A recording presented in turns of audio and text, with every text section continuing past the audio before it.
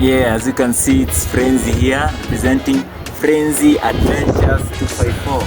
Unaona merchandise yetu? Kuna kofia ni punch.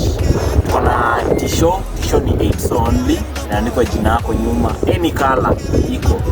Na ukumbuke pia tuko na our next adventure, last adventure of the year to Njine Kabia Falls, Kirinyaga County. Tuko November 10th, Sunday. Lipa mdogo is accepted bado. 3500 Kenyan shillings. Iko inclusive of everything. Iko pale, lunch included pia. Check our poster for more details manze. Na ku expect pale, come to Jibambe as we close the year. 1 month to close the year. That will be 1 month to close the year. Come to Jibambe kama umekosa form.